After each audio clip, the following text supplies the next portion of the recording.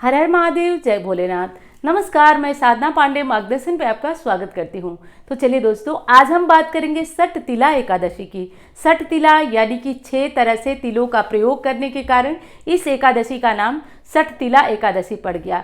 पहला प्रयोग स्नान में हो गया, स्नान तिल डाल करके करिए। दूसरा हो गया हवन तिल डाल के करिए। देवताओं का भोजन तिल डाल के करिए और तिल का उबटन लगाइए, तिल का भोजन करिए, तिल का हवन करिए। हर प्रकार से आपको तिलों का प्रयोग करने के कारण 6 प्रकार से तिलों का दान करिए, करने के कारण इस एकादशी का नाम सठ तिला एकादशी पड़ गई। माघ मास में स्नान का और तिल दान का बहुत विशेष है, महत्व है। तो इस मास में जो पड़ती है कृष्ण पक्ष की एकादशी, उसका नाम होता है सठ तिला एकादशी, यानी कि 6 प्रकार की से तिलों का प्रयोग करने के कारण इस एकादशी का नाम सठ तिला एकादशी पड़ा। और इस एकादशी पर आपको भगवान विष्णु की विधि विधान से पूजा करना चाहिए। एक गुप्त रहस्य वाली बात बताती हूँ। जिसके घर में लक्ष्मी नहीं है, आज एक अचूक उपाय बताने वाली हूँ, वो करके देखिएगा।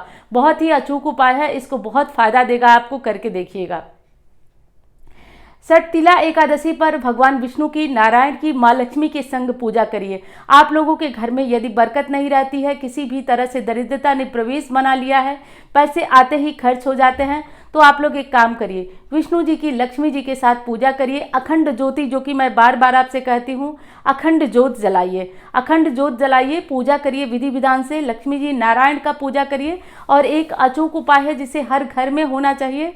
आज के दिन 16 बार श्री सूक्तम का पाठ करिए, दिया जलाइए, दिए में 2 लौंग डालिए और डाल करके शाम के टाइम जब दीपक जलाने का टाइम है तो आप करिए। 1 हफ्ते में ही इसका परिणाम आता है। आप लोग करके देख लीजिएगा, बहुत ही चमत्कारी उपाय है।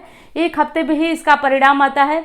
सठ तिला एकादशी के दिन भगवान विष्णु की विधि विधान से पूजा करना चाहिए। तो पूजा में पीले फूलों का प्रयोग आज ज़्यादा से ज़्यादा आप लोग करें, पीले फलों का प्रयोग करें। आज पीले फूलों का, फलों का दान करिए। आज हो सके तो किसी मंदिर में जाकर केले का पौधा एक खरीद करके ज़रूर दान करिए, ये बहुत विशेष होता है। केले के पौधे से जितने लोग पूजा करेंगे उतना सबका अंश आप तक मिलेगा। तो हो सके, संभव हो तो एक केले का छोटा सा पौधा खरीदिए, किसी मंदिर में ले जा करके गमले सहित इसको दान करिए। इसके जितने लोग जल चढ़ाएंगे, पूजा करेंगे, सबसे एक पुण्य का अंश आप तक मिलता रहेगा। अब चलिए बात कर लेते हैं कि सठ तिला एकादशी कब पड़ रही है, किस तारीख को पड़ रही है, पारण कब करना है। एकादशी तिथि की शुरुआत हो रही है 24 तारीख को। 24 तारीख को शाम को 6:27 पर और एकादशी तिथि की समाप्ति हो रही है 25 तारीख को। 25 तारीख को शाम 8:30 पर। इसलिए उदया तिथि के अनुसार 25 तारीख को, उदया तिथि के अनुसार 25 तारीख को आपका सठ तिला एकादशी का व्रत किया जाएगा। पारण का शुभ मुहूर्त है 26 तारीख को। 26 तारीख को सुबह 7:12 से 9:10 तक। तो यही पारण का मुहूर्त रहेगा। इस मुहूर्त को नोट कर लीजिएगा और उम्मीद करती हूँ जानकारी आपको पसंद आई होगी। मैं मिलती हूँ आपसे अन्य वीडियो में। धन्यवाद। तो एक और ज़रूरी सूचना देना है आप लोगों को। जैसे कि मैं आप लोगों को शुरू से ही बता देती हूँ कि कई हमारे बच्चे, जब मैं कुंडली देखती थी तो बहुत कमज़ोर थे। लोगों ने कहा कि इसका कुछ उपाय करिए, कुछ बताइए। तो जैसा कि मैं भी ट्राई करती रहती हूँ, गुरुदेव का दिया हुआ आशीर्वाद है, तो मैंने ट्राई किया, कई लोगों को खुद से बनाया और बना करके और गुप्त नवरात्रि में लोगों को दिव्य सरस्वती कवच दिया। चूँकि बसंत पंचमी नहीं थी, लेकिन लोग परेशान थे, तो दिव्य सरस्वती कवच बना करके दिया। और भगवान की कृपा से वो इतना तेज असर किया, इतना चमत्कारी असर किया, फिर मेरा कॉन्फिडेंस बढ़ता गया। फिर मैं बनाने लगी और लोगों को, काफ़ी लोगों को दे चुकी हूँ मैं, और उनके रिस्पांस बहुत अच्छे आए। कई लोग, मतलब 3 बच्चे तो ऐसे थे जो बोलते नहीं थे और बोलना शुरू कर दी। उनकी वाणी मतलब हकला कर आती थी, स्पष्ट हो गई, तो विश्वास बढ़ता गया।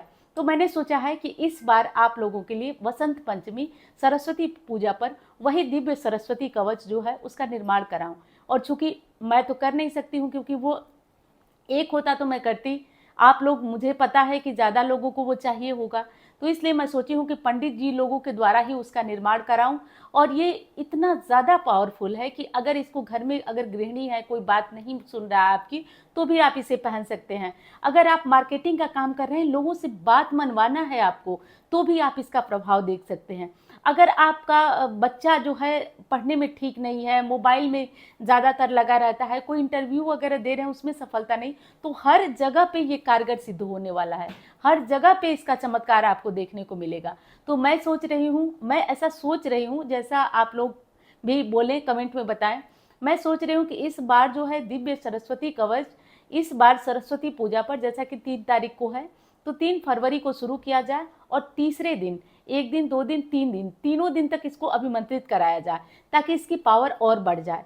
और इसको तीसरे दिन हवन में जिन लोगों को, भाई बहनों को आना चाहे, क्योंकि मैं सोची हूँ कि जो भाई बहन हमारे आना चाहते हैं वाराणसी में, वो आए, हवन में शामिल हो। और लेकिन भेजने का प्रोसेस तो वही रहेगा कि जैसे जिसकी बुकिंग रहेगी वैसे ही उसको भेजा जाएगा। अब करना ये होगा कि आप लोगों को ऑफिस के नंबर पे अपना नाम, अपना गोत्र स्पष्ट नोट कराइए और आप ऑफिस नंबर से जो भी उसकी सहयोग राशि लगेगी उसको जमा करिए, अपना नाम गोत्र उसको लिखवा दीजिए। ये दोनों चीज़ भूलना नहीं है। नाम गोत्र बच्चे का लेना है, बड़े का लेना है, जिसका लेना है, नाम गोत्र आप नोट कराइए और नोट कराकर जैसे जिसकी बुकिंग होगी वैसे भेजा जाएगा। और मुझे ये बात कहना नहीं है क्योंकि अब आप लोग बहुत ज़्यादा मुझे सपोर्ट करते हैं, बहुत ज़्यादा धैर्य बना के रखते हैं। मैं 1 महीने में भी भेजूँ तो आप लोग एकदम धैर्य से बने रहते हैं।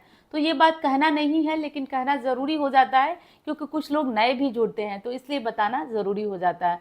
तो सरस्वती कवच कितना पावरफुल है इस बारे में तो अब आप लोग बताएंगे, क्योंकि मेरा अनुभव जब किसी चीज़ में बहुत ज़्यादा बढ़ जाता है तो मैं सोचती हूँ कि इसको लोगों तक दिया जाए, क्योंकि बच्चों के बोर्ड एग्जाम आ रहे हैं, बहुत तरह की चीज़ें आ रही हैं, तो इसमें ये बहुत ज़्यादा काम करेगा। और 3 दिन अभिमंत्रित होने के बाद, जैसे कि मैं करती थी, खुद से करती थी, तो मैं भी 3 दिन ही करती थी, लेकिन अकेला व्यक्ति उस तरीके से जप नहीं कर पाएगा।